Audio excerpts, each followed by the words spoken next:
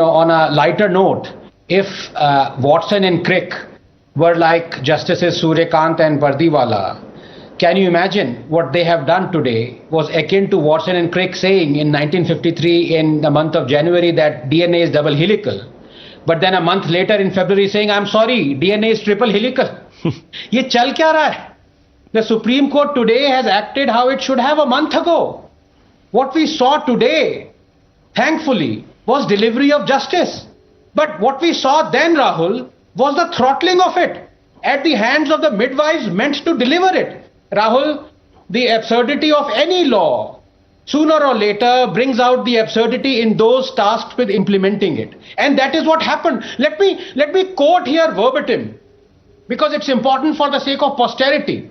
Let me quote here verbatim the oral remarks made on Nupur Sharma by the same two justices, Suryakant and J.B. Pardiwala, a month ago, when they refused to entertain the very same plea to club multiple FIRs against her. Number one, you have ignited the whole country and you have the cheek and courage to come to the court to ask for discretionary relief.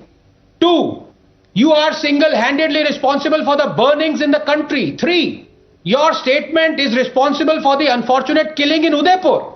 Four, are you facing a security threat or have you become a threat to the security of the nation? Five, you possess a loose tongue and keep on making irresponsible statements. Six, you should apologize to the whole country for your remarks made either for cheap publicity, political agenda or some nefarious activities. Seven, your petition shows your obstinate character and your arrogance that you think that the magistrate courts are too small for you. Eight, sometimes powers goes to your head and people think they have a backup and they can make any kind of statement and go scot-free. Nine, you went on a channel and made irresponsible statements without even an inkling of the ramifications and serious consequences that how seriously it will disturb the fabric of the society, end quote.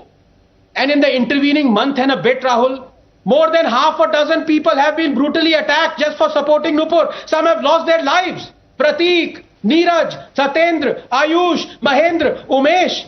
Who will take responsibility for this? Who will apologize?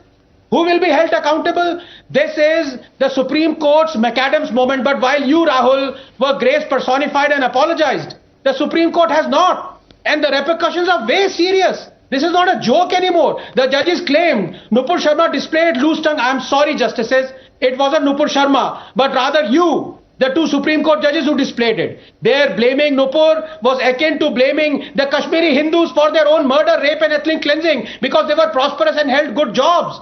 It was akin to the Brits blaming Rushdie for the fatwa on him, or the French blaming Charlie Hebdo journalist and Samuel Paty for their murders. Just 10 seconds, Rahul. The justices set aside precedents and set and law. They mocked their plea.